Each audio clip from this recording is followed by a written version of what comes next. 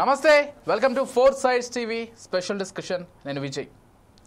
కాళేశ్వరం గత బీఆర్ఎస్ ప్రభుత్వ హయాంలో అత్యంత ప్రతిష్టాత్మకంగా మొత్తం తెలంగాణకు సాగునీటి విషయంలో ఇకపై ఎటువంటి డోకా లేకుండా ఒక ప్రణాళికాత్మకంగా తీసుకున్నటువంటి డెసిషన్గా దీన్ని అభివర్ణించవచ్చు. కాకపోతే కాళేశ్వరం ప్రాజెక్టుకు సంబంధించి ఆ తర్వాత అధికారంలోకి వచ్చినటువంటి కాంగ్రెస్ కావచ్చు, ప్రతిపక్షంగా ఉన్నప్పుడే బీజేపీ కాంగ్రెస్లు కావచ్చు అనేక విమర్శలు చేస్తాయి. కాళేశ్వరంలో చాలా భారీగా అవినీతి జరిగిందని, అందుకే మేడిగడ్డ వద్ద కొంతవరకు కృంగిపోయిందని ఈ విధంగా అనేక ఆరోపణలు కూడా వినిపించాయి. అయితే నిజంగానే కాళేశ్వరం విషయంలో అంతలా అక్రమాలు జరిగాయా అనేది ప్రస్తుతం ఒక కమిషన్ వేసి విచారణ కూడా జరుపుతున్నారు. ఈ నేపథ్యంలోనే ఒక్కొక్కరుగా ఇరిగేషన్ అధికారులను కావచ్చు, లేకపోతే మంత్రులను కావచ్చు పిలిచి విచారిస్తున్నటువంటి క్రమాన్ని మనం చూస్తున్నాం. ఇక గతంలో బీఆర్ఎస్ పార్టీలో అత్యంత కీలక నేతగా ఆర్థిక శాఖ మంత్రిగా పనిచేసినటువంటి ఈటలను కూడా పిలిచారు, విచారించారు. అయితే ఆయన కమిషన్ ముందు హాజరయ్యి అన్నింటికీ కూడా సుస్పష్టంగా సమాధానం చెప్పినట్లుగా మనకి సమాచారం అందుతోంది. ఆ తర్వాత ఆయన బయటికి వచ్చి మీడియా ముఖంగా కూడా మాట్లాడారు. అయితే ఈటల మాట్లాడుతూ ఒక ఆర్థిక శాఖ మంత్రిగా అన్నీ కూడా సక్రమంగానే చేశాను, కేబినెట్ నిర్ణయం తీసుకున్న తర్వాత దానికి అనుగుణంగానే నేను వెళ్ళాను, వ్యక్తిగతంగా నేను ఎక్కడా కూడా ఇన్వాల్వ్ అవ్వలేదు, ఇది పూర్తిగా నీటిపారుదల శాఖకు సంబంధించినటువంటి ప్రాజెక్ట్ కాబట్టి వాళ్ళే చూసుకున్నారంటూ ఆయన కుండబద్దలు కొట్టినట్లుగా చెప్పేశారంట. అయితే ప్రస్తుతం ఆయన బీజేపీలో కొనసాగుతుండడంతో ఈ టాపిక్ కొంత వైరల్ అయిందని చెప్పుకోవాలి. ఎందుకంటే గత బీఆర్ఎస్లో అధికారంలో ఉన్నటువంటి ఆ రోజు మంత్రిగా వ్యవహరించినటువంటి ఈటల నేతృత్వంలో ఆయన ఆర్థిక శాఖ మంత్రిగా ఉన్నప్పుడు ఈ ప్రాజెక్ట్ నిర్మితమైంది. కాకపోతే ఆయనకు బీఆర్ఎస్కు పొసక్కపోవడంతో ఆయన బీఆర్ఎస్ నుంచి బయటకు వచ్చి బీజేపీలో చేరారు. కాకపోతే ఈ విచారణకు సంబంధించి ఇప్పటికీ హరీష్ రావుకు కావచ్చు, కేసీఆర్ కావచ్చు, మరికొంతమంది కీలక నేతలకు కూడా నోటీసులు వెళ్ళాయి. హాజరు కావాలి, కమిషన్ ముందు సమాధానం చెప్పాలని. కేసీఆర్ అయితే నాకు కొంత గడువు కావాలి, 12వ తారీఖు హాజరవుతారని 5వ తారీఖు చెప్పారు. ఇక హరీష్ రావు కూడా 9వ తారీఖు హాజరు కాబోతున్నారు. సరే, వాళ్ళు మరింత కీలకంగా ఉండబోతున్నారు. ఇక ఈటల కూడా గతంలో మంత్రిగా వ్యవహరించారు, ఈరోజు బీజేపీ పార్టీలో అత్యంత కీలక నేతగా ఉన్నారు కాబట్టి ఆయన కూడా ఏం చెప్పారు, కమిషన్ ముందు ఆయన ఎటువంటి సమాధానాలు చెప్పారనేది కూడా హైలైట్ అవుతోంది. డిబేట్ ప్రారంభించే ముందు ఒక్కసారి ఆయన కమిషన్ ముందు ఏం చెప్పారు, ఏం మాట్లాడారు, బయట మీడియా ముఖంగా ఆయన ఏం ప్రస్తావించారనేది ఒకసారి చూద్దాం బయట, ఆ తర్వాత డిబేట్లోకి వెళ్దాం. మీరు ఆర్థిక మంత్రిగా ఉన్నారు కదా, ఈ డిజైన్లతో, ఈ కన్స్ట్రక్షన్తో, ఈ టెక్నికల్ ఆస్పెక్ట్తో మీకు సంబంధం ఉందా అని చెప్పి అడిగారు. మాకు ఏమీ సంబంధం ఉండదు. రెండో ప్రశ్న, వాళ్ళని కాళేశ్వరం స్పెషల్ పర్పస్ వెహికల్ అయితే పెట్టిండ్రో, కాళేశ్వరం ఇరిగేషన్ ప్రాజెక్టు కోసం ఒక కార్పొరేషన్ పెట్టిండ్రో, ఆ కార్పొరేషన్ రుణాల మీద మీకైనా అధికారం ఉందా అడిగిండ్రు. కానీ కార్పొరేషన్ మీద ఆర్థిక డిపార్ట్మెంట్కి, ఆర్థిక మంత్రికి ఏం సంబంధం లేదు. వాళ్ళు ఆనాడు ప్రాజెక్ట్ రిపోర్టు బ్యాంకులకు సబ్మిట్ చేసిండ్రు, డబ్బులు తెచ్చుకున్నారు, వాళ్ళే ఖర్చు పెట్టుకుని తప్ప మాకు సంబంధం లేదు. అసలు ఒక్క మాటలో చెప్పాలంటే ఇరిగేషన్ డిపార్ట్మెంట్కు తోడుగా అనుబంధంగా వాళ్ళ దగ్గరనే ఒక అకౌంట్ డిపార్ట్మెంట్ ఉంటుంది, దానికి ఒక ఆడిట్ డిపార్ట్మెంట్ కూడా ఉంటుంది. కానీ వాళ్ళ ఎంత దుర్మార్గులు అంటే, ఈ ఈటల రాజేంద్ర గారు పిలుస్తాండ్రు, ఏం పిలుస్తావు, ఏం పిలిచినా ఏముంటుంది, మా బతుకు చాలా ట్రాన్స్పరెంట్గా, మేము ఎథిక్స్ కోసం బతికిన వాళ్ళం, ప్రజల కోసం బతికిన వాళ్ళం, కంత మీద తుపాకీ పెట్టినా కూడా గదే మాట మాట్లాడలేదు తప్ప ఇంకోటి మాట మాట్లాడటం కాదు. మమ్మల్ని అడిగిన ప్రశ్న ఏంటంటే, రైట్, చూసాం కదా, ఆయన చాలా క్లియర్గా 3-4 క్వశ్చన్స్ అడిగారంట. ఆర్థిక శాఖ మంత్రిగా మీకు ఈ ప్రాజెక్ట్ నిర్మాణంలో భాగంగా కన్స్ట్రక్షన్కి సంబంధించి ఏమైనా సంబంధం ఉందా అంటే లేదు అని ఆయన క్లియర్గా చెప్పారు. ఇక ఆర్థిక లావాదేవీలకు సంబంధించి ఆ రోజు దానికి సంబంధించి పూర్తిగా ఒక ప్రత్యేక శాఖను ఏర్పాటు చేశారు, వాళ్ళే బ్యాంకులో రుణాలు తెచ్చుకుని వాళ్ళే ఖర్చు పెట్టుకున్నారు, నాకేమాత్రం సంబంధం లేదంటూ ఆయన చెప్పుకొచ్చారు. అయితే వాస్తవంగానే అంత పెద్ద ప్రాజెక్టుకు సంబంధించి అంత భారీ ఎత్తున ఖర్చు పెట్టినప్పుడు ఆర్థిక శాఖ మంత్రిగా ఆయనకు సంబంధం ఉండగదా అనేది కూడా ఈరోజు ఒక ప్రశ్నగా మిగిలిపోయింది. ముందుగా రామ్మోహన్ గారితో మాట్లాడదాం. వారితో పాటు వేణు యాదవ్ గారు, శ్రీహరి యాదవ్ గారు కూడా జాయిన్ అవుతారు. రామ్మోహన్ గారు నమస్కారం అండి.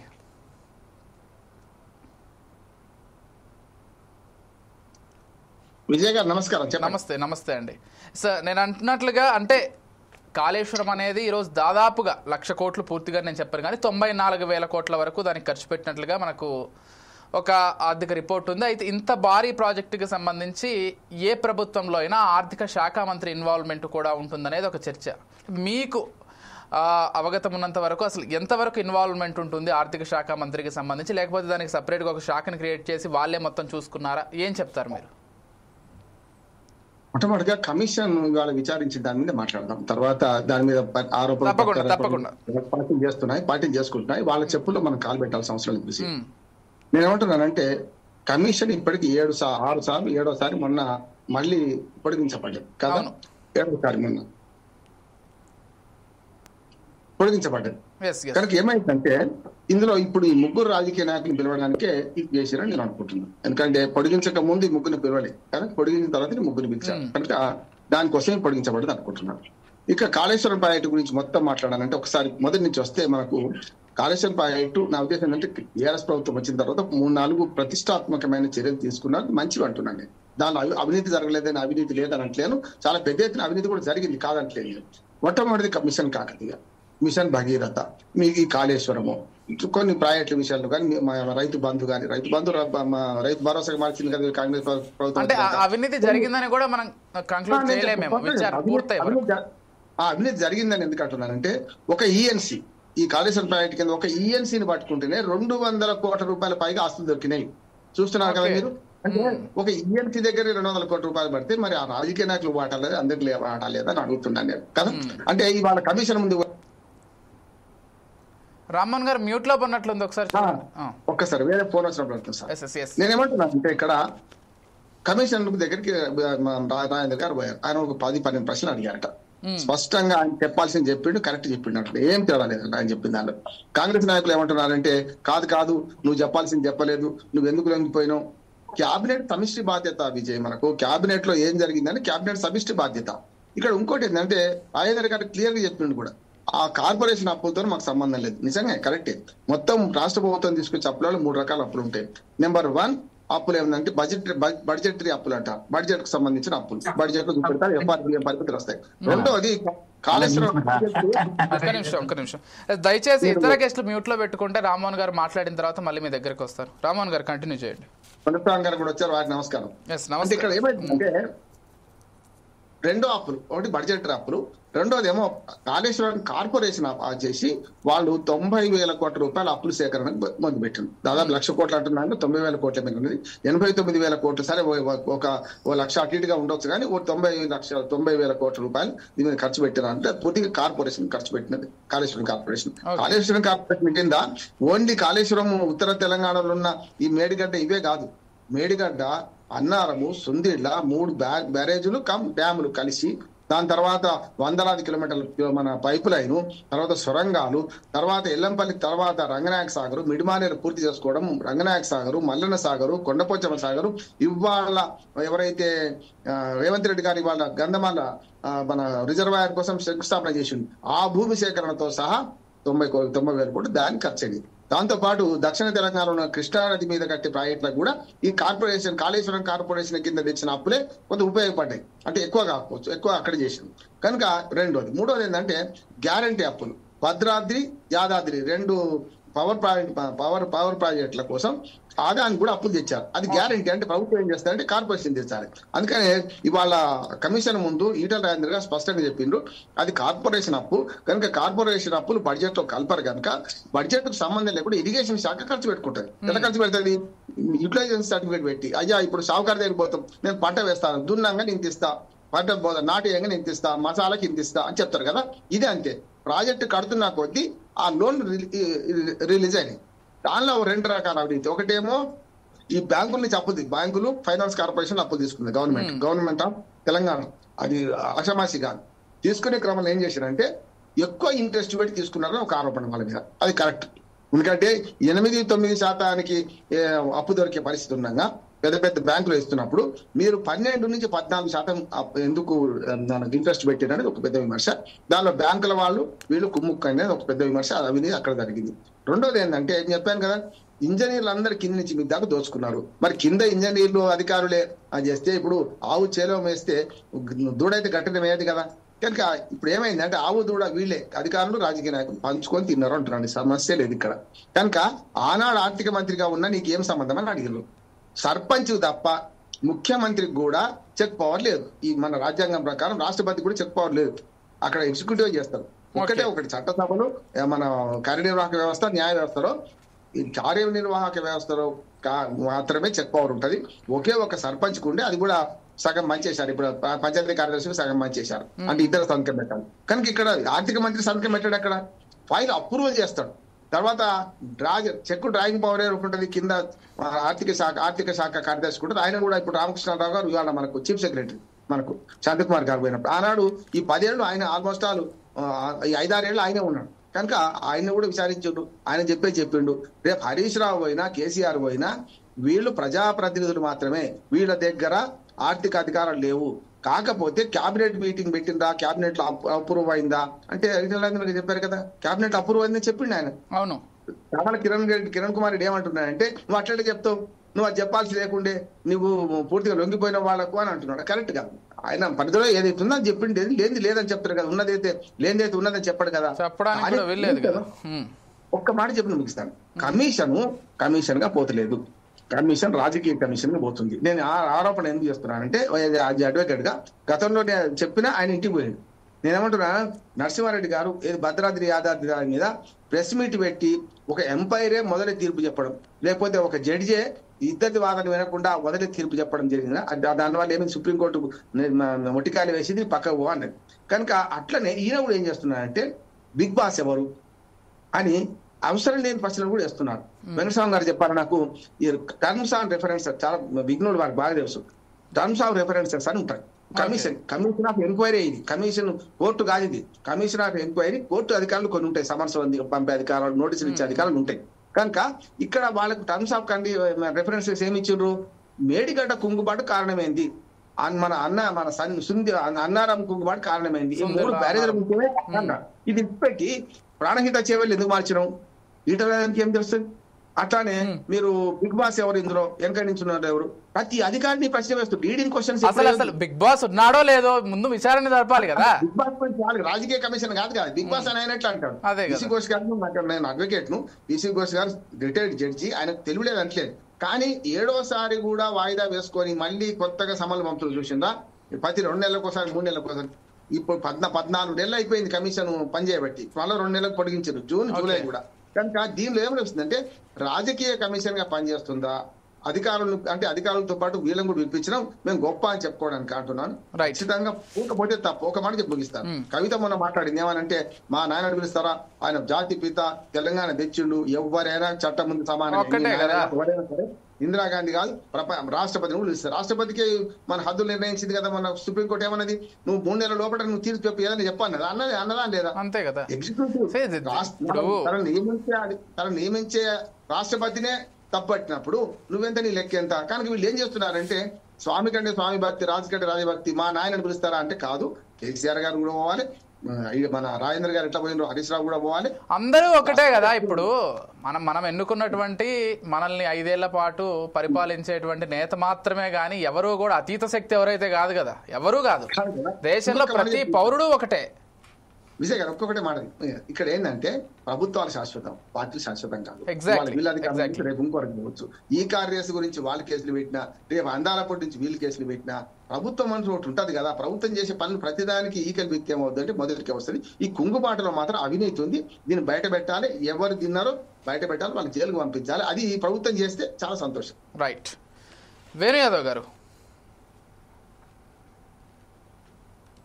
చెప్పండి. ఎస్ గుడ్ ఈవినింగ్ అండి. అంటే గతంలో ఈటల గారు బీఆర్ఎస్ లో అత్యంత కీలక నేతగా ఉన్నారు. ఈరోజు మీ పార్టీలో అంతే కీలకమైనటువంటి స్థానంలో వారు ఉంటారు. ఎందుకంటే పార్టీలకు అతీతంగా ఆయన ఒక మంచి రాజకీయ నాయకుడిగా, ఒక సీనియర్ నాయకుడిగా ఆయనకు సొంతంగా కూడా ప్రజాభిమానం ఉంది కాబట్టి సో ఆయన ఖచ్చితంగా మీ పార్టీలో ఉన్న, ఆ పార్టీలో ఉన్న కీలక నేతగానే ఉంటారు. అయితే ఆ పార్టీలో ఉన్నప్పుడు ఆయన ఆర్థిక శాఖ మంత్రిగా పనిచేశారు. అదే ఆయన హయాంలోనే ఈ కాళేశ్వరం కూడా నిర్మితమైంది.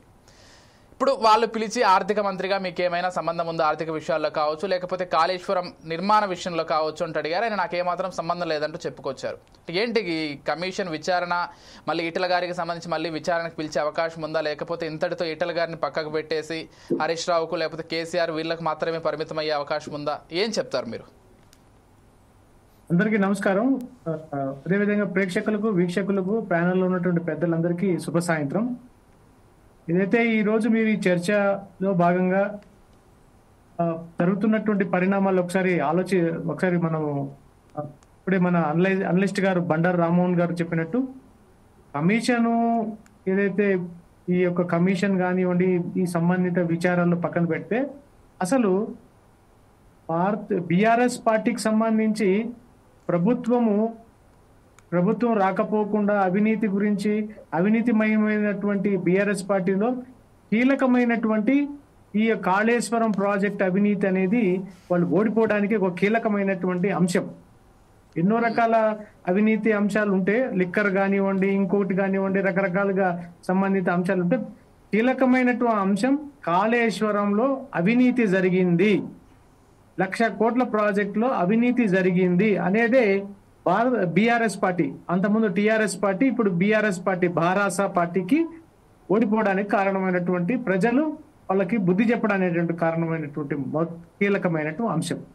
దీన్ని ఒకసారి పరిగణలోకి తీసుకుంటే ఏదైతే ఒక కమిటీ వేసి, కమిటీ ఇప్పటికి 14 నెలల నుంచి కమిటీ సంబంధిత అంశంలో అన్ని కూడా తీసుకుంటూ వస్తుంది. చిట్ట చివరికి చేరిందని అనుకుంటున్నాను. 90% పూర్తయింది. 400 పేజీల రిపోర్ట్ రెడీ అయ్యింది.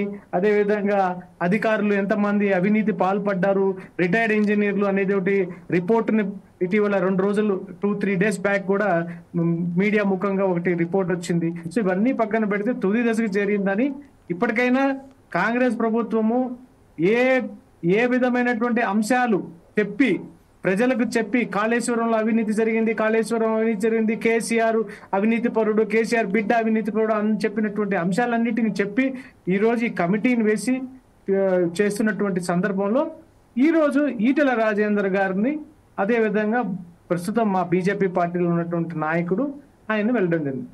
ఆయన యొక్క సంబంధించినటువంటి ఈరోజు ఆయన మాట్లాడిన తీరును ఒకసారి చూస్తే వాస్తవంగా నాకైతే చాలా స్పష్టంగా అర్థమవుతుంది. కుండ బద్దలు కట్టినట్టుగా మాట్లాడాడు.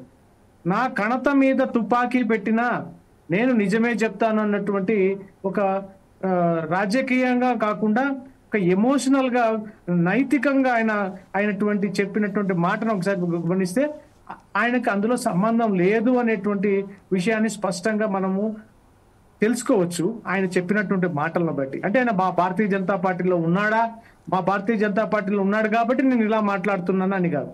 వాస్తవంగా ఏదైతే కేసీఆర్ చేసినటువంటి సంబంధిత అంశాల్లో ఎవరికి కూడా ఆయన అవినీతిని చుట్టుపక్కల ఉండే వాళ్ళందరితో పంచకుండా ఆయన ఒక్కడే పూర్తిగా ఆయన కుటుంబమే దీనికి అంత బాధ్యతలు అని చెప్పి ప్రజలు ఓటు వేయకుండా ఆయన్ని ఓడగొట్టినటువంటి సందర్భాన్ని మనం చూడొచ్చు. అదేవిధంగా ఇంకొక విషయం గమనిస్తే ఈటెల రాజేంద్ర గారు స్పష్టంగా నేను ఆర్థిక శాఖ మంత్రిగా ఉన్నప్పుడు సంబంధిత అంశాన్ని అంతా కూడా కాళేశ్వరం అనేటువంటి ప్రాజెక్టు మీద ఒక కార్పొరేషన్ నియమించడం జరిగింది.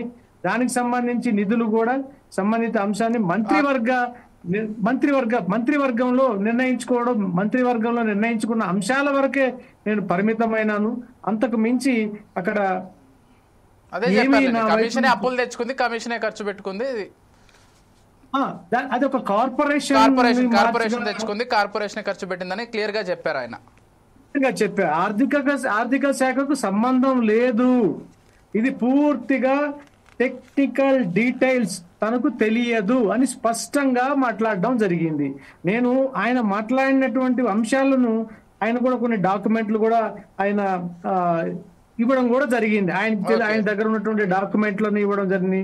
అదేవిధంగా సొంత నిర్ణయాలు తీసుకోలేదని, సాంకేతిక అంశాల గురించి నాకు తెలియదని ఖచ్చితమైనటువంటి మాట, అంటే కళాఖండిగా కుండ బద్దలు కొట్టినట్టుగా మాట్లాడినటువంటి వైనాన్ని నేను ఈ రోజు చూశాను ఆయన మాట్లాడిన మీడియా ముఖంగా.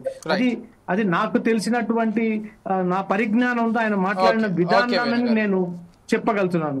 ఇక దాని అంశాన్ని పూర్తిగా దాని అంశాన్ని పూర్తిగా నిర్వీర్యం చేసి సంబంధిత అధికారులు కానివ్వండి, ఎవరు దీనికి కారకులు అనేటువంటి ఆ బిగ్ బాస్ అనేటువంటి వాయిస్ వస్తుంది.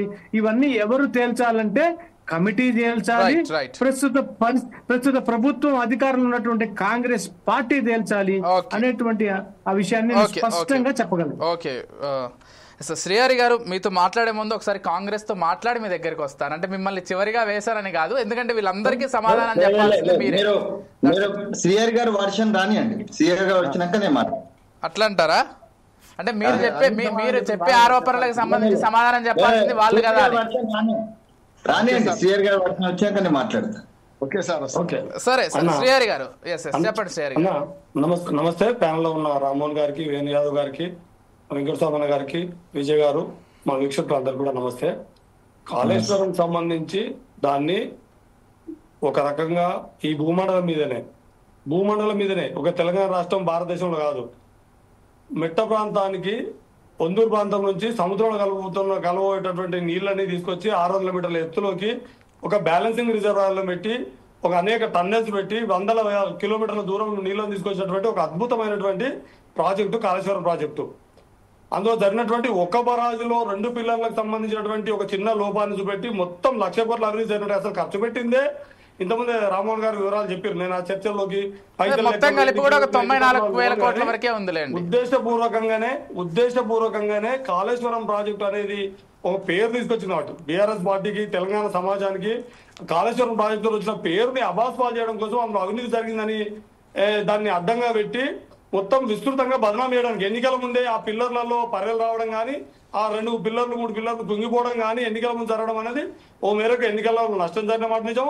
ఇప్పుడు దాన్నే విస్తృతంగా ప్రచారం చేసి ఇంకా బీఆర్ఎస్ పార్టీ తెలంగాణ సమాజానికి లేదా తెలంగాణ రాష్ట్రాన్ని తీసుకొచ్చిన తర్వాత తెలంగాణలో ప్రధాన వనరులైనటువంటి నీళ్లను సద్వినియోగం, పూర్తి స్థాయిలో మన వాటా నీళ్ళని సద్వినియోగం చేసుకున్న విషయాన్ని ప్రజలందరికీ తెలుసు కాబట్టి ఈ విషయాన్ని అడ్డంగా చూపెట్టి మొత్తం బ్లేమ్ చేయడమే పనిగా పెట్టుకొని కేవలం దీంట్లో కేసీఆర్ గారిని, హరీష్ రావు గారిని, ప్రధానంగా మొత్తం పార్టీ యంత్రాంగాన్ని మొత్తం ఇది అవినీతి పరులు అని చెప్పడానికి దీన్ని ఒక సాగ్గా చూపెడుతున్నటువంటి వేధింపుల కోసం, కక్ష సాధింపుల కోసం వేసినటువంటి కమిషనే తప్ప ఇది తేల్చేది నాకు తెలిసి ఈ నిజాలు నిలకడ మీద బయటపడతాయి.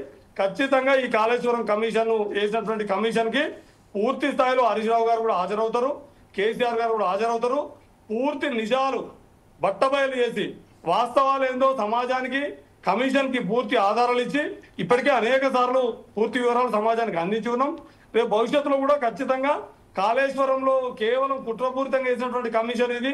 ఈ కమిషన్ రిపోర్ట్ ని విజిలెన్స్ పేరు మీద ప్రాజెక్ట్ విజిలెన్స్ కానీ లేకపోతే ఈ కమిషన్ కానీ ఇవన్నీ కూడా కేసీఆర్ ని ప్రధానంగా తెలంగాణ నాయకత్వం, బీఆర్ఎస్ నాయకత్వాన్ని అందులో నంబర్ 2గా పనిచేస్తున్నటువంటి హరీష్ రావు గారిని బ్లేమ్ చేయడానికి, సమాజంలో చేయడానికి ఆడుతున్నటువంటి కుట్రపూరితమైనటువంటి కక్షపూరితమైనటువంటి నాటకం మాత్రమే అనేది ఒకటో వర్షన్.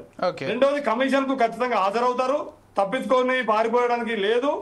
పూర్తి విషయాల్ని పూర్తి ఆధారంతో సహా కమిషన్ ముందుకు కేసీఆర్ గారు కానీ హరీష్ రావు గారు వాళ్ళు ఇచ్చిన సమయం ప్రకారం ఖచ్చితంగా హాజరవుతారు. 2. మూడవది అసలు కాళేశ్వరాన్ని ఇంత బదనాం చేసుకుంటూ ఇయ్యాలనే అనుకుంటా బహుశా రేవంత్ రెడ్డి గారు గండములకు సంబంధించి ఈ కాళేశ్వరం నుంచి వచ్చే నీళ్ళ ద్వారానే, కాళేశ్వరం నుంచి మానేరు ద్వారా, రంగనాయక సాగర్ ద్వారా, ఆ నుంచి మల్లన సాగర్ ద్వారా ఆ నుంచి పోయే నీళ్ళే గంధమాల పోతాయి. ఆ గంధమాల కాడ కొబ్బరికాయ కొడుతున్నారు. మొన్న ఇప్పుడు మూసీకి ఇచ్చినటువంటి ప్రాజెక్ట్ రిపోర్ట్ కూడా మూసీకి సంబంధించినటువంటి ఏదో శుద్ధి ఉందో, మూసీ శుద్ధీకరణ ఏదైతే ఉందో దానికి సంబంధించి కూడా నీళ్లు ఇక్కడ కాళేశ్వరం నుంచి తీసుకుపోయేదాన్ని వాళ్ళ ప్రాజెక్ట్ రిపోర్ట్ లో చూపించుకున్నారు. కాబట్టి కాళేశ్వరంలో లోపాలు ప్రకృతి సహజంగానే ప్రకృతి జరిగే అనేక ప్రాజెక్టులు ఇప్పటి వరకు దేశంలో నిర్మించిన అనేక ప్రాజెక్టులలో ఆ మెయింటెనెన్స్ లో భాగంగా అవి నడుస్తున్నప్పుడు కొన్ని లోపాలు జరుగుతూ ఉంటాయి. అట్లా జరిగినటువంటి ఒకనొక లోపమే తప్ప మొత్తం ప్రాజెక్టే అవినీతిమయమైనట్టు, మొత్తం లక్షల కోట్ల రూపాయలు అవినీతి జరిగినట్టు ఇంతకుముందు రామ్మోహన్ గారు ఒక విషయం చెప్పారు, ఒక ఈఎన్సీ గారు దొరికితే 200 కోట్లు దొరికినాయని. ఈ విషయాన్ని గతంలో కాంగ్రెస్ నాయకుడైనటువంటి రాహుల్ గాంధీ వాళ్ళ తండ్రి రాజీవ్ గాంధీ గారే ఒకనొక బహిరంగంగానే ఒక విషయం చెప్పినారు. ఈ దేశంలో ప్రభుత్వం ద్వారా వస్తున్నటువంటి నిధుల ఖర్చు ప్రజల దగ్గరికి నేరుగా పోయేటప్పటికల్లా దాని పర్సంటేజ్ ఎట్లా ఉంటుందని ఒక 5 ముక్కలు ఉదాహరణగా చూపెట్టినట్టుగా ఈ దేశంలో దాని మొత్తం ఒక తెలంగాణ రాష్ట్రం దానికి అతీతం అని నేను చెప్పట్లేదు. మొత్తంగా చూసినప్పుడు ప్రభుత్వం చేసినటువంటి మొత్తం డబ్బు నేరుగా ప్రజలకు అందదు. ఖచ్చితంగా అందులో రకరకాల అవి జరుగుతాయి. అంటే ఏంటి శ్రీహరి యాదవ్ గారు రాజకీయ నిర్ణయం ఒక్క విషయం, రాజకీయ నాయకత్వాన్ని తీసుకొచ్చి ఉద్దేశపూర్వకంగానే కక్ష సాధింపు ధోరణి కోసమే ఈ కమిషన్. శ్రీహరి యాదవ్ గారు ఒక్క విషయం అండి, ఆ రోజు ఏదో రాజీవ్ గాంధీ గారు చెప్పినట్లు మీరు ఎగ్జాంపుల్ చెప్పి ఇది ప్రతి ప్రభుత్వంలో కూడా జరిగేదే, ఇది జనరలైజ్ చేసి మాట్లాడడం అనేది కరెక్ట్ కాదు. అల్టిమేట్ గా ఒకటి జరగాలి, ప్రభుత్వం ఆధారాలతో కమిషన్ కు హాజరయ్యి తప్పకుండా కానీ మీరు జనరలైజ్ చేసి ఏం జరిగింది, కమిటీ అమలులో ఏం జరిగింది, దానివల్ల ప్రయోజనాలు ఏం జరిగినవి మొత్తంగా ఖర్చు పెట్టినటువంటి వివరాల నుంచి మొదలుకుంటే ఇప్పుడు మొత్తం తెలంగాణ సమాజంలో ఇది మెట్ట ప్రాంతం. ఈ మెట్ట ప్రాంతంలో కూడా అనేక రెట్ల వరి పంటను ఎట్లా ఉత్పత్తి చేసి ఇవాళ స్థిరీకరణ ఆయకట్టులని గతంలో ఉన్న ఆయకట్టుని అనేక రెట్లు పెంచి అంతకుముందు కేవలం వర్షాధారం మీద మొగులకు చూసేటటువంటి రైతులకి కాలువల ద్వారా నీళ్ళు ఇచ్చేటటువంటి వాతావరణం తీసుకురావడం కానీ ఇప్పుడు మళ్ళీ చెప్తున్నాను మీకు మరోసారి నదుల మీద ఆనకట్టలు కాకుండా ఎత్తిపోతలు చేసి బ్యాలెన్సింగ్ రిజర్వాయర్ ద్వారా ఎత్తిపోతల ద్వారా నీళ్లు తీసుకొచ్చి ఒక 50 టీఎంసీల రిజర్వాయర్ బ్యాలెన్సింగ్ రిజర్వాయర్ని కట్టి 600 మీటర్ల సముద్ర మట్టం నుంచి ఎత్తుకు నీళ్లు తీసుకొచ్చినటువంటి ఒక ప్రయోగం. అంటే స్వతంత్ర భారతానంతరం ఒక రాష్ట్ర ప్రభుత్వం ఇన్ని టీఎంసీలని 200 పైగా టీఎంసీల నీళ్ళని సద్వినియోగం చేసుకోవడానికి అవసరమైనటువంటి ఒక ప్రణాళికబద్ధంగా అత్యంత తక్కువ వ్యయంతో, ఇప్పుడు ఆ అంచనాలు వేస్తే మీకు అర్థం, అత్యంత తక్కువ వ్యయంతో అతి ఎక్కువ సాగులోకి తీసుకొచ్చి అతి ఎక్కువ ప్రజలకి ఒకవైపు తాగునీరుకు బహుళార్థక ప్రాజెక్టు ఉపయోగపడేటువంటి ప్రాజెక్టు కాళేశ్వరం ప్రాజెక్ట్ అనేది నా ఒపీనియన్. ఓకే సార్, అంటే ఒకటే విషయాన్ని చెప్పదలుచుకున్నాను. అంటే ఇప్పటి నుంచైనా కానీ సరే గతంలో ఎన్ని అక్రమాలు జరిగాయో లేకపోతే ప్రాజెక్టుల విషయంలో ఇతర విషయాల్లో ఎంత దోపిడీ జరిగిందో వదిలేస్తే ఇప్పటి నుంచైనా కానీ జనరలైజ్ చేయడం ఆపేద్దాం. ప్రతి రాష్ట్రంలో జరుగుతోంది కదా, ఇదంతా జరిగేదే మామూలుదని కాకుండా ప్రభుత్వం ఖర్చు పెట్టే ప్రతి రూపాయిలో ఒక్క పైసా కూడా పోకుండా ప్రజలకు చేరాల్సినటువంటి బాధ్యత ప్రభుత్వాలది. ఆ దిశగా రాజకీయ నాయకులు ప్రయత్నించాలి. అదేవిధంగా ప్రతి ఒక్కరూ కూడా దారులు ఎవరైతే ఉంటారో వాళ్ళందరి బాధ్యత కూడా, ఎందుకంటే జీతాలు తీసుకుంటున్నారు, ఎవరు ప్రజాసేవ చేయట్లేదు, ఊరికే వచ్చి ముఖ్యమంత్రుల దగ్గర నుంచి ఈరోజు డెమోక్రాటిక్ వ్యవస్థలో కలెక్టర్ల దగ్గర నుంచి కింది స్థాయి ఉద్యోగుల వరకు కూడా ప్రజల డబ్బులే. ప్రాజెక్ట్ గురించి ఆ విషయం చెప్పలేదు. ఒక ఈఎన్సీ దగ్గర ₹1 దొరికినాయంటే ప్రభుత్వ యంత్రాంగం ఎగ్జాక్ట్లీ అంటే అది కూడా నేను ఏమంటున్నా అంటే ఈఎన్సీ దగ్గరనే అంత స్థాయిలో దొరికిందంటే ఇతర వర్గాల్లో ఎట్లా ఉంటుందనేది రామ్మోహన్ గారు కూడా రైజ్ చేశారు. డెఫినెట్గా కాళేశ్వరం ప్రాజెక్ట్ అనేది తెలంగాణ భౌగోళిక పరిస్థితుల్ని అంచనా వేసుకొని మీరు అన్నట్లుగా ఒకవైపు గోదావరి మరోవైపు కృష్ణా ప్రవహిస్తుంటుంది, మెట్ట ప్రాంతము, పైకి నీళ్ళు వచ్చేటువంటి మార్గమే లేదు, కేవలం లిఫ్ట్ ఇరిగేషన్ ద్వారా చేయాలి లేకపోతే సొరంగ మార్గం ద్వారా తీసుకొచ్చి చేయాల్సినటువంటి పని ఉంటుంది. మంచి కార్యక్రమాన్ని ఒక మంచి ప్రాజెక్ట్ నిర్మించారు. కాకపోతే ప్రాజెక్టులో లోపాలు ఏమున్నాయి, ప్రాజెక్టు నిర్మాణంలో ఏమైనా లోపాలు జరిగాయా లేదా, ఇంత భారీ ఎత్తున ఇంత ఎక్కువ నిధులు కేటాయించి చేశారు కాబట్టి నిధులు ఎక్కడైనా దుర్వినియోగం అయ్యాయా అనేది మాత్రమే చర్చ. ప్రాజెక్ట్ ఎక్కడ ఉపయోగపడలేదు, ప్రాజెక్ట్ ఉపయోగపడదు అనేటువంటి మాట నేను కూడా డెఫినెట్గా చెప్పను. వెంకటస్వామి గారితో మాట్లాడదాం. వెంకటస్వామి గారు నమస్కారం. నేను అన్నట్లుగా కాళేశ్వరం ప్రాజెక్టు పూర్తిగా నిరుపయోగం అనడం కానీ ఇవన్నీ కూడా రాజకీయ విమర్శలు అనేది నా అభిప్రాయం. ఎందుకంటే మంచి ప్రాజెక్టు కట్టారు, భారీ ఎత్తున తెలంగాణలోని చాలా ఎకరాలకు లక్షల ఎకరాలకు సంబంధించి నీళ్ళు ఇవ్వడానికి ప్రాజెక్ట్ నిర్మితమైంది. కాకపోతే ప్రాజెక్ట్ నిర్మాణంలో భాగంగా నాణ్యతగా కట్టారా అనేది ఒక క్వశ్చన్. ఎందుకంటే చాలా తక్కువ టైం స్పాన్లో నిర్మాణం జరిగింది. అది అంత తక్కువ టైం స్పాన్లో నిర్మాణం జరిగినప్పుడు ఒక విషయం, ఇక్కడ కేసీఆర్ గారు నేను తక్కువ టైంలో ఈ ప్రాజెక్ట్ నిర్మించుకున్నాను అనేటువంటి ఒక ఉద్దేశంలో భాగంగా నిర్మించారనేటువంటి ఆరోపణ కూడా ఉంది. ఇంకా కొంతకి టైం తీసుకొని నిదానంగా నిర్మించాల్సిందేమో అనేటువంటి విషయం కూడా వస్తుంది తెర మీదకి. సరే, మొత్తంగా జరిగింది ఏదో జరిగింది. ఈరోజు ఒక కమిషన్ ఏర్పాటు చేశారు అవకతవకలకు సంబంధించి, మేడిగడ్డ దగ్గర కుంగుబాటుకు సంబంధించి. కాకపోతే కమిషన్ కూడా కొంత రాజకీయంగా వెళ్తోందనేటువంటి విమర్శ కూడా ఉంది. ఎందుకు మన ప్యానెల్లో ఉన్నటువంటి రామ్మోహన్ గారు కూడా అదే చెప్తున్నారు. సార్ మీరేం చెప్తారు, ఎలా చూస్తారు ఈ అంశాన్ని? ఈరోజు ఈటల గారు వెళ్ళారు, ఈ అంశంలో ఏం జరిగింది, భవిష్యత్తులో కమిషన్ ఏం చేయబోతోంది? అందరికీ నమస్కారం, ప్యానెల్ ఉన్న పెద్దలందరికీ కూడా నమస్కారం. ముందుగా ఈ కాళేశ్వరానికి సంబంధించినటువంటి ప్రాజెక్టు కాళేశ్వరం అవుతుంది. అంతకుముందు ఈ ఎత్తిపోత పథకానికి దాని ప్రారంభం, దానికి సంబంధించినటువంటి దాన్ని కాంగ్రెస్ గవర్నమెంట్ లోనే జరిగిందనేది ఒకటి చాలా స్పష్టం. అప్పుడు మేమందరం కూడా తెలంగాణ ఉద్యమం ఉన్నాం. ఆ సమయంలోనే ఈ కాళేశ్వరం, అంతకుముందు ఉన్న పేరు వేరు, ఇప్పుడు పేరు వేరు. కాళేశ్వరం అనే తర్వాత మారినటువంటి పేరు. అంతకుముందు జరిగినటువంటి ప్రాజెక్ట్ లో రీడిజైనింగ్ జరిగింది. ప్రాణహిత చేవెళ్ళ అన్న అంటే పేరు గుర్తు చేస్తున్నా అంతే. ఓకే అదే ఓకే ఓకే అంటే నేను పేరు మారింది, ప్రాణహిత చేవెళ్ళ నుంచి ఇక్కడికి మారింది, దాని పేరు కాళేశ్వరంగా వచ్చింది. స్వయంగా హరీష్ రావు గారి పేరు కాళేశ్వరరావు గారు పెట్టాలని అప్పటి గవర్నర్ గారు పొగిడిన విషయాన్ని కూడా మనం గుర్తు చేసుకోవాలి. అదే కాళేశ్వరరావు గారు శంకుస్థాపన సార్ దాని ఓపెనింగ్ టైంలో is not a invitee also, that is also we should keep in mind. So ఇది డిజైనింగ్ రీడిజైనింగ్ దగ్గర నుంచి అవినీతి ప్రారంభమైంది. రీడిజైన్ పేరుతోటి జరిగినటువంటి ఏదైతే అంచనాల గురించి నేను ఒక మాట చెప్తాను సార్. శ్రీహరి వారికి గుర్తుందో లేదో కానీ నేను ప్యానల్ ఉన్న పెద్దలకు శ్రీహరి కూడా తెలుసు, నేను అత్యంత సన్నిహితంగానే తెలంగాణ ఉద్యమంలో నేను పాల్గొనున్నా. కేసీఆర్ గారితో అత్యంత సన్నిహితంగా ఉన్నాను. తెలుసు తెలుసు. సో మా మధ్యన చర్చ జరిగినప్పుడు భవిష్యత్ తెలంగాణలో ఏమేమి చేయాలనుకున్నప్పుడు దాంట్లో వాటర్ రిసోర్స్ సంబంధించి అలాగే తాగునీటికి సంబంధించి కూడా ఒక చర్చ. దాన్ని కూడా ఏంటంటే కేసీఆర్ గారు సిద్దిపేట ఎమ్మెల్యేగా గుడ్డేల గుట్ట మీద నుంచి వాటర్ తీసుకొచ్చినటువంటి దాన్ని ఎగ్జాంపుల్ గా తీసుకొని ఆయన అనేక సందర్భాల్లో మాకు చెప్పినప్పుడు ఈ రాష్ట్రంలో 72% మంచినీరుకు అవకాశాలు ఉన్నాయి, అంటే ఆల్రెడీ ఎస్టాబ్లిష్మెంట్ ఉంది.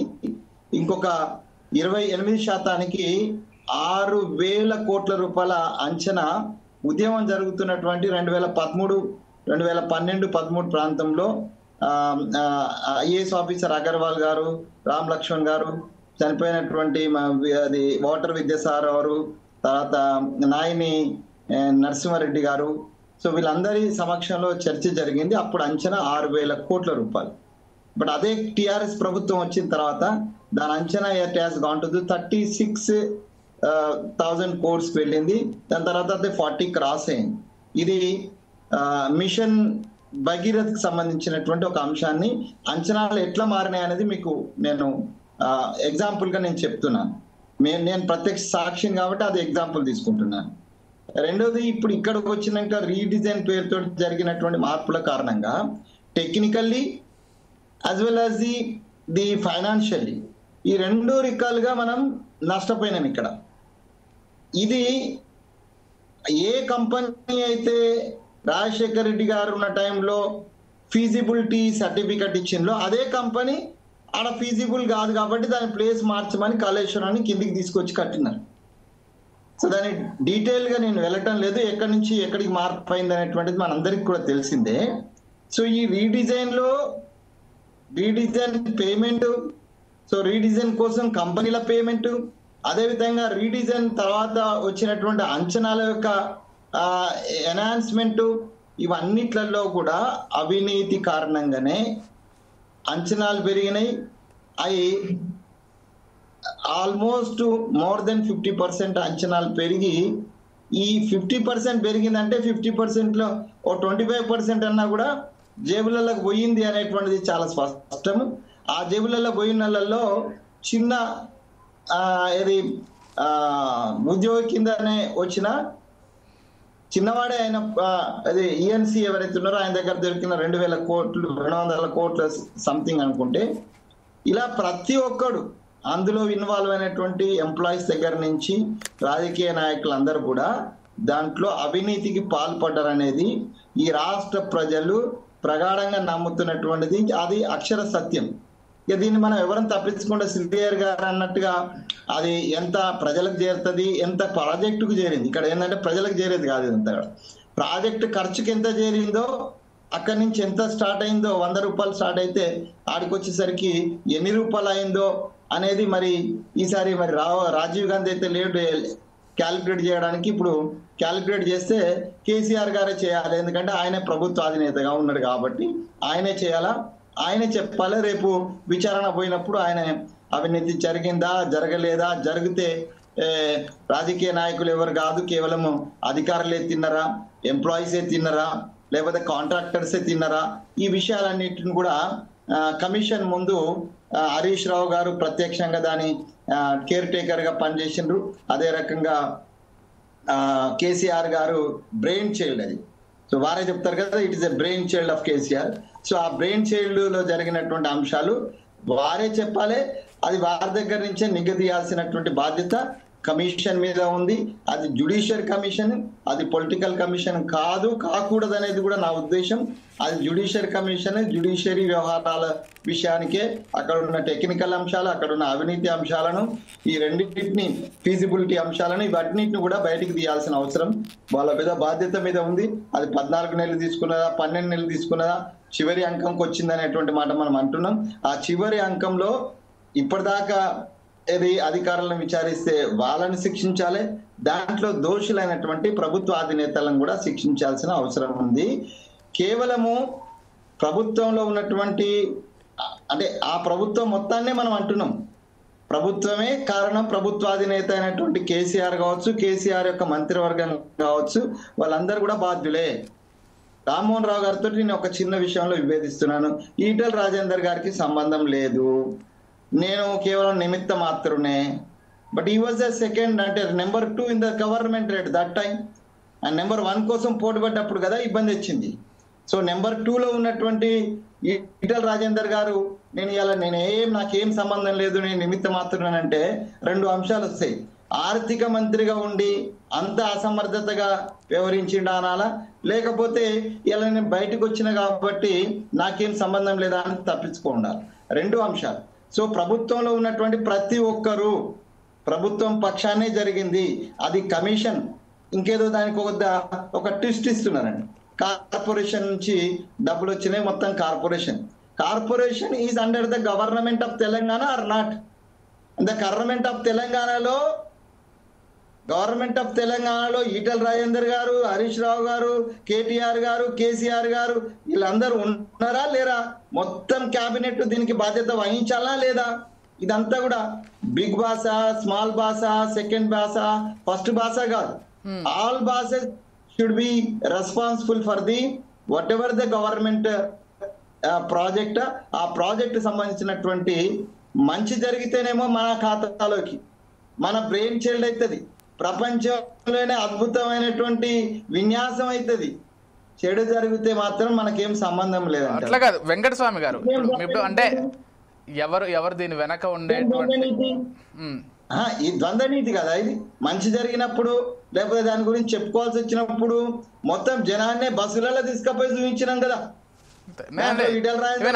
ఇప్పుడు క్రెడిట్స్ తీసుకోవాలనుకున్నప్పుడు బ్లేమ్ కూడా తీసుకోవాలి, అది ఏ ప్రభుత్వం అయినా కూడా. శ్రీహరైనా అంటున్నాడు బ్లేమ్ చేస్తున్నారు అని అంటే ఎవరు బ్లేమ్ చేసిందన్నా? బ్లేమ్ చేసింది మేం కాదు, మీరు కాదు, ప్రజలు కాదు. బ్లేమ్ చేసింది అక్కడ ఉన్నటువంటి కాళేశ్వరం కుంగుబాటు. నేను తెలంగాణ అంటే ఎలక్షన్ జరుగుతున్నప్పుడు అనుకున్నా ఆడ కుంగిందంటే ఈడు కూలినట్టే అని అనుకున్నా. ఆ కుంగిన రోజు ఆడ కుంగిన రోజు అనుకున్నా నేను, ఈయన కూలిపోయింది అనుకున్నా. ఎందుకంటే అంటే ఒక మాట వెంకటస్వామి గారు ఒక మాట, ఇప్పుడు కమిషన్ లీడ్ చేసేటువంటి వాళ్ళు కూడా వచ్చిన ప్రతి ఒక్కరిని దీని వెనక బిగ్ బాస్ ఎవరు, అసలు ఎవరు దీని వెనక ఉన్నారు, ఈ క్వశ్చన్స్ ఎందుకు? అసలు విచారణ క్రమంలో నడిపిస్తే బాగుంటుంది కదా. రామ్మోహన్ రావు గారికి తెలుసు అక్కడ is an advocate, I'm also an advocate, I know very well.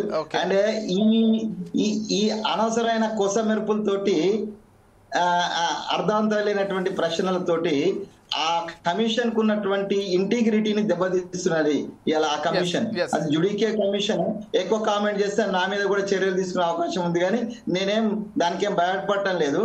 Let it be in the limits of its own track. ఒక నైతికత ఉంది, ఆ కమిషన్ కు ఒక నైతికత ఉంది. అది జుడిషియరీ ఏరియాలో వస్తుంది. ఆయన ఒక జడ్జి, ఆయన బిగ్ బాస్ ఎవరు, లేకపోతే ప్రపంచ సుందరి ఎవరు అని అడిగితే ఎట్లాంటి అర్థం లేని మాటలు, అవన్నీ అర్థం లేనట్టు. నేనేం సమర్థిస్తలేను దాన్ని. అది రాజేందర్ గారిని అడిగినా, రేపు కేసీఆర్ అడిగినా, లేకపోతే ఇంకోరిని అడిగినా. నేనేమంటున్నానంటే కొంత అత్యుత్సాహం ఉంటది ఆ అత్యుత్సాహంతో వాళ్ళు మాట్లాడేటువంటి దాన్ని అంత అనుభవజ్ఞుడైనటువంటి ఒక కమిషన్ చైర్మన్ ఆ రకంగా మాట్లాడి అట్లా క్వశ్చన్ చేస్తే ఎవరేమి చేస్తాం దానికి? అది వారే బాధ్యత తీసుకోవాలి. దాంట్లో మేము జొప్పించింది కానీ లేకపోతే మాకు కానీ ఏ విధంగా మేమే ఆశ్చర్యపోతున్నాం ఆయన అట్లాంటి క్వశ్చన్ ఎట్లా అడిగిండని. ఇక మేము దానికి ఎట్లా సమాధానం చెప్పమంటారు దాన్ని? ఓకే రామ్మోహన్ గారు కంక్లూడ్ చేసేద్దామండి, టైం కూడా అవుతుంది. మొత్తంగా చెప్పండి చెప్తున్నారు. అంటే వెంకటస్వామి గారు చెప్పారు కనుక నేను మన ఈటల సమర్థించాను. ఈటల రాజేందర్ గారు సమిష్టి బాధ్యత కేబినెట్ నిర్ణయించిందని చెప్పిండు, దాన్ని సమర్థించాను. యాక్చువల్ గా ఆయన మిగతా వాళ్ళ మీద నెట్టేయడం కాదు, మీరు అన్నట్టు ఏదైతే కార్పొరేషన్ అప్పులు కూడా గవర్నమెంట్ ఆఫ్ తెలంగాణ కిందకే వస్తాయి. ఖర్చు పెట్టాలంటే ఆర్థిక శాఖ అనుమతి లేకుండా ఖర్చు పెట్టడానికి వీలు లేదు. అప్పు తెచ్చినా మనల్ని చేస్తాయి. నేను అప్పులు వేరు చూపించిన అదే అన్నాను సార్. రామకృష్ణారావు గారి పేరు మీరు తీశారు కదా. So every approval of the state unit should be from the అంటే ఏదైనా ఈ రేస్ సంబంధించి కూడా వచ్చింది కదా. ఇక్కడ కేబినెట్ అప్రూవల్ చేయాలా, ఆ అప్రోచ్ సంబంధించినటువంటి అధికారిగా ఉన్నటువంటి ఫైనాన్స్ సెక్రటరీ దాన్ని సంతకం పెట్టి ముందుకు పంపాలి కదా. ఖచ్చితంగా. అందుకనే ఫైనాన్స్ సెక్రటరీ సంతకం పెట్టాలంటే ఆర్థిక మంత్రి పర్మిషన్ ఇవ్వాల్సింది. నేను దేనిలో సమర్థించిన అంటే ఇంతకుముందు మన చామల కిరణ్ కుమార్ రెడ్డి గారు ఏమన్నారంటే, నువ్వు అబద్ధం చెప్తున్నావు, కేబినెట్ కూడా సంబంధం లేదు, పక్కకు నీకు ఏం తెలియదు అన్నాడు. అది చెప్పాల్సి ఉండే దీన్ని సమర్థిస్తున్నావు బీఆర్ఎస్ అన్నాడు. కరెక్ట్ కాదు. ఆయన చెప్పింది ఏంటంటే సమిష్టి బాధ్యత ఉన్నది మాది, నేను కూడా కేబినెట్ మినిస్టర్ గా అది అప్రూవల్ పొందింది అని కూడా చెప్పిండు. దాన్ని మాత్రం సమర్థించారు. మిగతా విషయాలు ఆయన సంబంధం లేదంటే చెల్లదు. ఆర్థిక మంత్రిగా ప్రతి ఫైలు రూపాయి ఖర్చు కావాలని ఆర్థిక శాఖ ఖర్చు పెట్టాల్సింది. అదే నేను అడుగుదాం అనుకున్నా, మీరు చెప్పారు. ఖర్చు పెట్టాలంటే ఆర్థిక శాఖ అనుమతి లేకుండా ఒక్క రూపాయి కూడా ఖర్చు ఎక్కడి నుంచి అప్పులు తెచ్చినా సరే ఏం తెచ్చినా సరే అది. కాకపోతే కార్పొరేషన్ అనేది మన గ్యారంటీ అప్పులు ఉన్నాయి కదా, అది కార్పొరేషన్ జరుగుతుంది. గ్యారంటీ అప్పులు ఏంటంటే మనకు యాదాద్రి భద్రాద్రి ఉంది కదా సార్, దానికి మాత్రం వాళ్ళు ఖర్చు పెట్టుకుంటారు, వాళ్ళే బాండ్ రాసిస్తారు. కేవలం గ్యారంటీ ఇస్తుంది, వాళ్ళ అప్పులకు మేము బాధ్యులం అని చెప్పి. అంటే నేను ఇంకో మాట ఏమంటానంటే, నేను కేవలం ఈ మంత్రులు ఎవరైతే ఉన్నారో వాళ్ళు కేవలం సంతకాల వరకు పరిమితం అవ్వకుండా సంతకాలు పెట్టిన తర్వాత ప్రాజెక్ట్ ఏ విధంగా నడుస్తోంది, పెట్టినటువంటి సంతకముకు ఎంత బాధ్యతాయుతంగా ఉన్నామనేది కూడా చూసుకోవాలేమో. ముఖ్యమంత్రి చర్చలో ఒక అబ్స్ట్రక్షన్ నేను క్రియేట్ చేస్తున్నా. చెప్పండి. రాజకీయాలు ప్రస్తుతం ఉన్నటువంటి సినారియో మాట్లాడుకున్నాం సార్. 10 రూపాయలు ఇలా విడుదల చేయాలన్నా కూడా బట్టి విక్రమార్క గారు ఫైనాన్స్ మినిస్టర్ గా అనుమతి లేకుండా రూపాయి బయటకు వస్తలేదనేది ఇవాళ ఉన్నటువంటి చర్చ. మీకు మాకు మధ్య అందరి మధ్యన చర్చ. నేను ఫైనాన్స్ మినిస్టర్ అసలు సంబంధం లేదు, ఆయనకు లేకుండే జరిగింది అని అంటే, ఇప్పుడు రాజకీయ నాయకులే అక్కడ ఉన్నటువంటి అధికారుల కంటే ఎక్కువ ఏ ప్రాజెక్ట్ కానీ, అది మా ప్రభుత్వం కావచ్చు, లేకపోతే గత ప్రభుత్వం కావచ్చు, లేకపోతే ఇందిరాగాంధీ ప్రభుత్వం కావచ్చు, లేదా వాజ్పేయి ఒక్కసారి శ్రీహరి గారితో మాట్లాడదాం దీనిపైన. శ్రీహరి గారితో ఒక్క మాట శ్రీహరి గారు దీనికి చెప్తే బాగుంటుంది అనేది నా అభిప్రాయం. ఓకే శ్రీహరి గారు ఒక్క మాట. రామ్మోహన్ గారు ఒక విశ్లేషకులుగా చాలా విషయాలు లోతుగా చెప్పారు. వెంకటస్వామికేమో పాపం విపరీతమైనటువంటి కేసీఆర్ గారు దగ్గర తీయాలని కోపము.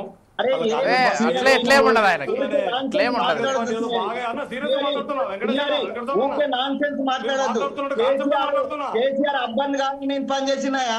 కేసీఆర్ కోసం నేను పనిచేయలే, కేసీఆర్ కోసం కుటుంబం కోసం పనిచేయలే. నేను తెలంగాణ అరే ఆయన దగ్గర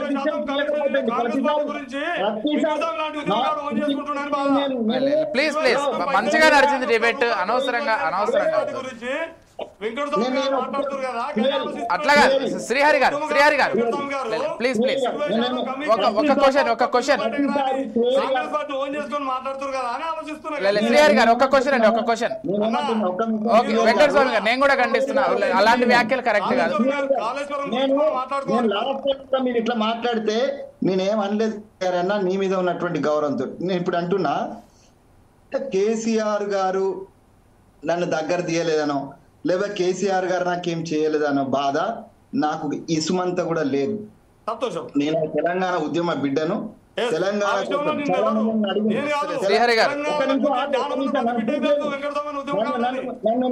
నన్ను పూర్తి చేయని నన్ను చాలా మంది అడిగిండ్రు, కేసీఆర్ గారు మీకు ద్రోహం చేసిండ్రా, కేసీఆర్ గారు మిమ్మల్ని మోసం చేసినట్టు నేను చెప్పిన. నేను కేసీఆర్ గారి కోసము నేను ఎన్నడూ వారి వ్యక్తిగతంగా పనిచేయాలి, వారితో కలిసి పనిచేసిన. తెలంగాణ రావాలనే ఆకాంక్షతో పనిచేసిన. తెలంగాణ వచ్చిన తర్వాత టికెట్లు ఇవ్వకపోవడం అనేది పూర్తిగా మొన్న రామ్మోహన్ రావు గారు నన్ను వ్యతిరేకించాలి, ప్రజల పార్టీ మీరు అట్లా అనొద్దని. సో ఆయన ఇష్టం అండి, ఆయన నాకు ద్రోహం చేసిందని నేనేమంటలేను అని చెప్పిన. నేను ఇవాళ కంక్లూడ్ చేద్దాం. శ్రీహరి గారు ఒక్క క్వశ్చన్. శ్రీహరి గారు ఒక్క క్వశ్చన్. శ్రీహరి గారు మీకు ఓకే రైట్ వెంకటస్వామి గారు సరే లేవ్ ఇట్ కైండ్లీ లేవ్ ఇట్. శ్రీహరి గారు ఒక్క క్వశ్చన్ అండి. శ్రీహరి గారు ప్లీజ్ ఓకే వెంకటస్వామి గారు కైండ్లీ ఒక్క నిమిషం please leave it kindly okay లేవ్ ఇట్. శ్రీహరి గారు ఒక క్వశ్చన్ అండి. ఇప్పుడు ఈ మొత్తం జరుగుతున్నటువంటి ప్రాసెస్ లో ఆర్థిక మంత్రికి సంబంధం ఉందా లేదా అంటే మీరు ఏం చెప్తారు? క్యాబినెట్ అనేది క్యాబినెట్ సంబంధాలు వ్యక్తిగత సంబంధాలు కాదు. ముఖ్యమంత్రి అంటే కూడా క్యాబినెట్ కు సంబంధించినటువంటి తీర్మానాలు చేస్తారు. ఏదైనా ఏ విషయంలో అయినా ఇందులో వ్యక్తిగతాలు ఉన్నాయండి. క్యాబినెట్ అంటే క్యాబినెట్ మొత్తం క్యాబినెట్ కలిసి నిర్ణయం తీసుకుంటే ఆర్థిక మంత్రి భాగమే. ముఖ్యమంత్రి ఏ నిర్ణయం తీసుకున్నా వ్యక్తిగత నిర్ణయాలు ఉండవు. ముఖ్యమంత్రి నిర్ణయాలన్నీ కూడా మొత్తం టోటల్ క్యాబినెట్ కు is also one of the member of cabinet కు chief minister, is also minister కి సంబంధించినటువంటి దాంట్లో క్యాబినెట్ సమిష్టి నిర్ణయాలలో ముఖ్యమంత్రి గారు పెద్దగా వివరిస్తారు తప్ప మొత్తం ముఖ్యమంత్రి గారు ఒకటి. రెండవది మనకు సహజంగానే ప్రాంతీయ పార్టీలలో తనకు ఉద్యోగం నుంచి వచ్చి పార్టీని చేసిన నాయకుడిగా తను లీడ్ తీసుకోవచ్చు. కానీ మళ్ళీ ఏం చెప్తున్నా అంటే ఇది చర్చ అంతా దేని గురించి? కుంగిపోయిన 2 పిల్లర్ల గురించా? మొత్తం కాళేశ్వరం అనే ప్రాజెక్టే మొత్తం అసలు డబ్బులు ఏం ఖర్చు పెట్టకుండా విపరీతమైనటువంటి అవినీతి జరిగిందని. ఇప్పుడు కమిషన్ల గురించి కమిషన్ వేరు. ఇప్పుడు ఈ 18 నెలల కాలంలో ఇప్పటికీ 10% 20% కమిషన్ ఇస్తే తప్ప ఒక బిల్లు కూడా బయటకు రాని కాంగ్రెస్ వాళ్ళు కమిషన్ గురించి కమిషన్ తీసుకోకుండా ఒక బిల్లు కూడా పాస్ చేయని కాంగ్రెస్ అవినీతి గురించి మాట్లాడడం చాలా విడ్డూరం. దాని పేరే కాంగ్రెస్ కాదు, కాంగ్రెస్ కే విస్తృతమైన ప్రచారంలో ఉంది. కాకపోతే ఒక్కటి మళ్ళీ చెప్తున్నాను, కమిషన్ ముందు ఖచ్చితంగా హరీష్ రావు గారు హాజరవుతారు, కేసీఆర్ గారు హాజరవుతారు. నిజాలు బయటకు వస్తాయి, నిజాలు నిలకడ వెళ్తాయి.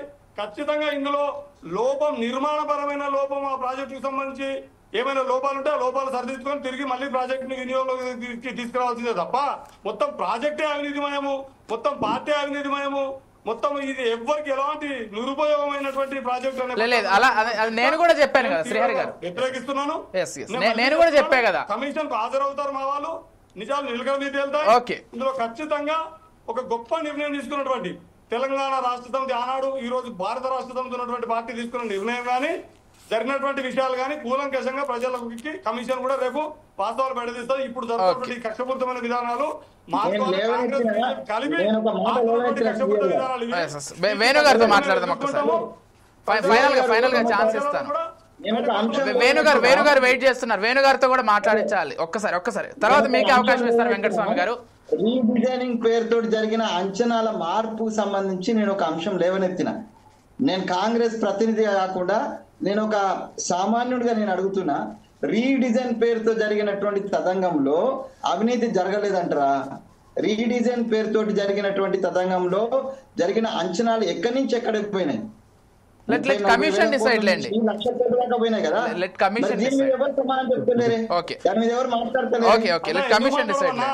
ఆ రోజు ప్రాణహిత చేవెళ్ళ ఏర్పాటు చేసిన నాటి టీఎంసీలు వినియోగంలో తీసుకున్న నీరు లబ్ధి దొరికే ప్రాంతము ఇవన్నీ కూడా చాలా మార్పు జరిగినాయన్న, పెరిగింది అంటున్నారు. ఇప్పుడు ఇదే కాదు, ఈ దేశంలో జరిగినా జరుగుతున్నా జరగబోయే.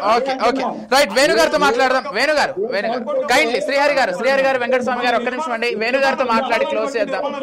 ఓకే ప్లీజ్ వెంకటస్వామి గారు. ఓకే రైట్ ఒక్కసారి వేణుగారితో మాట్లాడదాం ప్లీజ్. యాంకర్ గారు, అవినీతికి లక్ష్మణ్ జీ నేనేమంటున్నా అంటే అవినీతికి మచ్చుతునికి ఏంటంటే, ఏ కంపెనీ అయితే రాజశేఖర్ రెడ్డికి రిపోర్ట్ ఇచ్చి వాటర్ అవైలబిలిటీ గురించి దాని ఫీజిబిలిటీ గురించి చెప్పిందో అదే సంస్థ అది కాదని కేసీఆర్ గారు కూడా అదే సమస్య ఇచ్చింది. అదే సమస్య మారింది.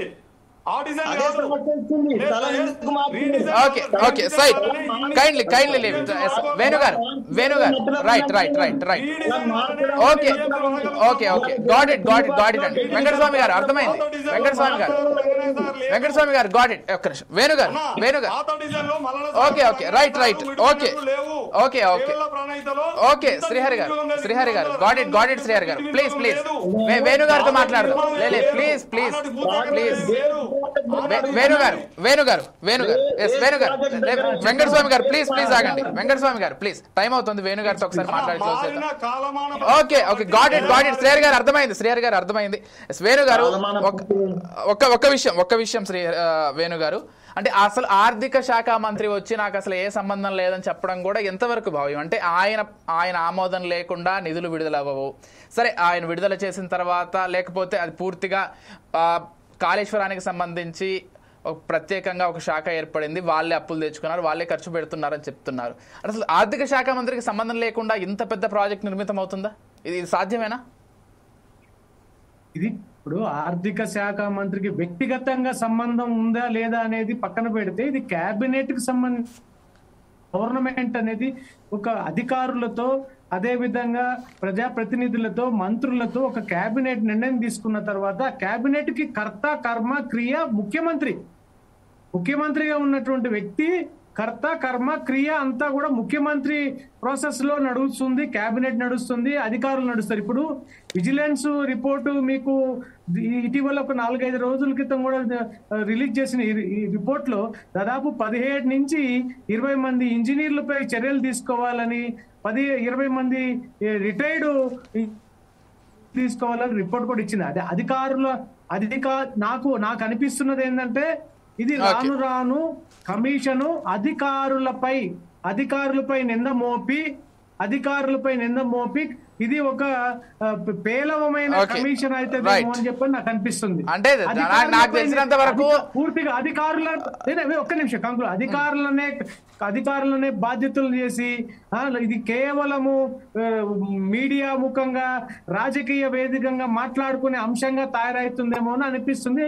ఇకపోతే ఆర్థిక మంత్రిగా రాజేందర్ గారు దీంట్లో ఉన్నాడా లేదా, ఆయన ఉండి ఉండొచ్చు. ఈ అపోహలు, హరీష్ రావు ఉన్నాడా, ముఖ్యమంత్రి ఉన్నాడా, ఇప్పటి వరకైతే అధికారులు ఉన్నారని చెప్పి తేల్చారు కదా, మరి వీళ్ళని కూడా తేల్చాల్సిన బాధ్యత ఎవరిది? కమిషన్దే. కావున ఈ రోజుకి జరిగినటువంటి చర్చలో, ఈ రోజు జరిగినటువంటి మాటల్లో నా వైపు నుండి నేను భారతీయ జనతా పార్టీ వ్యక్తిగా కూడా మాట్లాడడంలా, మాకు బీజేపీ పార్టీ నుంచి కూడా ఈ అంశంపై మాట్లాడమని పూర్తిగా మాకు ఎటువంటి ఇన్స్ట్రక్షన్స్ చెప్పాలంటే మా అధ్యక్షులు గారు కూడా ఈ సంబంధిత అంశంలో భారతీయ జనతా పార్టీ ఏమి మాట్లాడదని చెప్పారు. నాకు ఈటెల రాజేంద్ర గారు మాట్లాడినటువంటి వైనాన్ని చూసి నేను చెప్పాను, మొట్టమొదటిగా చెప్తాను, ఇప్పుడు చెప్తున్నాను. ఆయన మాట్లాడినటువంటి వైనం, ఆయన చెప్పినటువంటి ఎమోషన్ విధంగా నేను చెప్పింది అంటే ఆయనకి ఎటువంటి పరిస్థితుల్లో సంబంధం ఉండకపోవచ్చు అనేటువంటి అంశాన్ని క్లియర్ గా చెప్తున్నాను. ఓకే వేణుగారు, మీరు అన్నట్లుగా డెఫినెట్ గా అధికారుల వరకు మాత్రమే పరిమితం అవ్వకుండా కమిషన్ ముందుకు వెళ్లాలనేది నా కోరిక. ఎందుకంటే ఈ దేశంలో అనేక కుంభకోణాల్లో అధికారుల్ని మాత్రమే దోషులుగా తేలుస్తూ రాజకీయ నాయకులు తప్పించుకున్నటువంటి అనేక కుంభకోణాలు ఇట్లా వేళ్ల మీద లెక్క పెట్టవచ్చు అంతే. ఎందుకంటే మొన్న జరిగినటువంటి బెంగళూరు తొక్కిసలాట్లో కూడా అక్కడ ఉన్నటువంటి నిర్వాహకులపైనే చెప్తున్నారు, కానీ ఎంతసేపటికి రాజకీయ నాయకుల వరకు అది రావట్లేదు. ఐ డు అగ్రీ, ఖచ్చితంగా రాజకీయ నాయకులు దీని వెనకున్నటువంటి వాళ్ళకు సంబంధించి కూడా రావాలని కోరుకుందాం. ఉన్నారు లేదా అనేది నేను కంక్లూడ్ చేయను. ఇన్ కేసు ఉండుంటే వాళ్ళు కూడా శిక్షార్హులై ఉండాలనేది నా అభిప్రాయం అంతే. వెంకటస్వామి గారు ఏదో చెప్పదలుచుకున్నారు.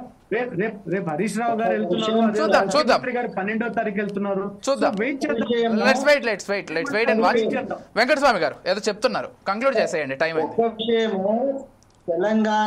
తెలంగాణ ప్రజల ఆకాంక్షలను నెరవేర్చడం కోసం అవకాశం వచ్చినటువంటి బీఆర్ఎస్ ప్రభుత్వంలో ఉన్నటువంటి పెద్దలందరూ, ఇంక్లూడింగ్ ఇంకా నేను ఎవరి పేర్లు తీసుకోదలుచుకోలేదు, అక్కడున్న పెద్దలందరూ, వాళ్ళు ఎమ్మెల్యేలు కావచ్చు, మినిస్టర్లు కావచ్చు, అందరు కలిసికట్టుగా government is nothing but A licensed robbery agency లాగా దోపిడీ చేసినారు. దోపిడీలో అధికారులే కాదు, డెఫినెట్ గా మంత్రులుగా, ఎమ్మెల్యేలుగా, ఆ సంబంధిత అధికారులందరూ కూడా వాళ్ళందరి పొత్తున్నది. వాళ్ళ మధ్యలో వచ్చినటువంటి పంపకాల ఈటెల రాజేందర్ గొడవంతా కూడా 2 అంశాలు. ఈటెల రాజేందర్ ఒకటేమో అధికారం కోసం అయితే, రెండోది ఆర్థిక అంశాల యొక్క పంపకాల్లో వచ్చినటువంటి గొడవ తప్పితే ఈటల రాజేందర్ కు కేసీఆర్ కు వచ్చిన గొడవ అంతా కూడా ఆర్థిక అంశాల పంపకాల్లో వచ్చినటువంటిది, దోపిడీ సొమ్ము యొక్క పంపకాల్లో వచ్చినప్పుడే తప్పితే ఇంకో గొడవ అట్లా అనొద్దు, అట్లా కంక్లూడ్ చేయొద్దు. వ్యక్తిగతంగా ఏమైనా కరెక్ట్ కాదు, అది కరెక్ట్ కాదు. ఎందుకంటే ఎన్నో అంశాలు ఉంటాయి, రాజకీయ విభేదాలు ఉంటాయి. విభేదాలు మీరు చూపించిందే కరెక్టా? మీరు ఎక్స్పోజ్ చేసిన పార్టీ కరెక్ట్ అంటారా? అట్లా నేను అనట్లేదు, కానీ అట్లా మనం ఆర్థికంగా వాళ్ళు ఏదో సంపాదించుకొని అది పంపిణీ అంటే అది రఘునందన్ రావుతో గొడవ వచ్చినా, లేకపోతే ఈటల రాజేంద్రతో గొడవ వచ్చినా, లేకపోతే హరీష్ రావు రేపు ఇప్పుడు జరుగుతున్నటువంటి తదంగం, ఇప్పుడు జరుగుతున్నటువంటి ఏది కవితమ్మ గారితో గొడవ వచ్చినా, ఇదంతా ఆర్థిక లావాదేవీల వాళ్ళకు వచ్చినటువంటి అవినీతితో వచ్చిన డబ్బు. అంటే ఒక డౌట్ ఇక్కడ వెంకటస్వామి గారు, చిన్న డౌట్ ప్రజా సంక్షేమం కోసం వచ్చిన గొడవలు అయితే ఓకే, చిన్న డౌట్ అంటే ఓకే సరే, మీరు అనుకున్నది ఒప్పుకుందాం. ఒక విషయం, వెంకటస్వామి గారు ఒక్క క్వశ్చన్ అండి, ఒక్క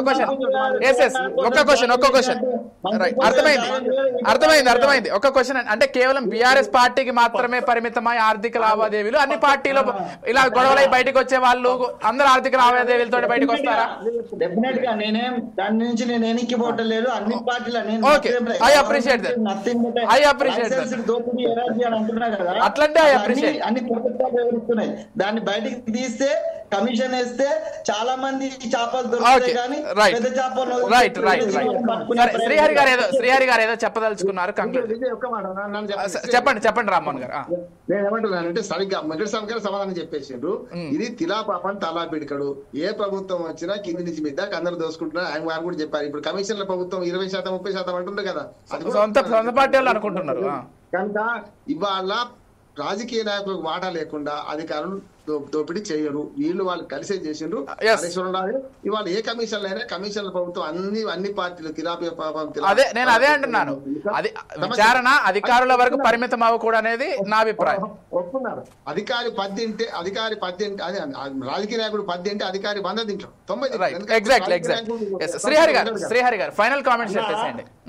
2 కార్పొరేట్ కంపెనీల కోసము ఈ దేశాన్ని నడుపుతున్న పార్టీ ఒకటైతే 20% కమిషన్ ఇస్తే తప్ప ఒక్క బిల్లు కూడా ఇయ్యని ఒక ఆయన అయితే, గాలి మోటార్ల కోసం పంచాలు పెట్టుకునే క్యాబినెట్ మాత్రం ఉన్నటువంటి వాళ్ళు కూడా దాని గురించి మాట్లాడితే ఇప్పుడు ఆ చర్చలకు నేను బోధించుకోలేదు. కానీ కాళేశ్వరం కమిషన్ లో కక్షపూరితమైన కమిషన్ ఇది, అందులో ఖచ్చితంగా మా నాయకులు హాజరవుతారు. ఇది కక్షపూరితమైనటువంటి విధానాన్ని right. Thank you so much Venu గారు వేణు గారు రైట్. ఓకే నో ఇంకా ప్రతి విమర్శలు కొనసాగుతాయి. Thank you so much Venu గారు, శ్రీహరి గారు, వెంకటస్వామి గారు, అదేవిధంగా రామ్మోహన్ గారు. థ్యాంక్ యూ సో మచ్ అండి డిబేట్ లో పార్టిసిపేట్ చేసినందుకు. మొత్తంగా ఈ రోజు ఈటల రాజేందర్ గారు హాజరయ్యారు కమిషన్ ముందు. ఇక ఆ తర్వాత హరీష్ రావు, తర్వాత కేసీఆర్ ఒక్కొక్కరుగా హాజరు కాబోతున్నారు. మరి కమిషన్ ఏ అంశాన్ని ఫైనలైజ్ చేస్తుంది, అసలు నిజంగా అక్రమాలు జరిగాయా లేదా, ఈ పూర్తి కాళేశ్వరం ప్రాజెక్టుకి సంబంధించి అతి త్వరలోనే అన్ని విషయాలు బయటికి రావాలి, లేకపోతే కమిషన్ ఒక నిర్ణయానికి రావాలి అనేటువంటి విషయాన్ని కోరుకుందాం. ఇది వాళ్ళ special debate. Keep watching 4 Sides TV.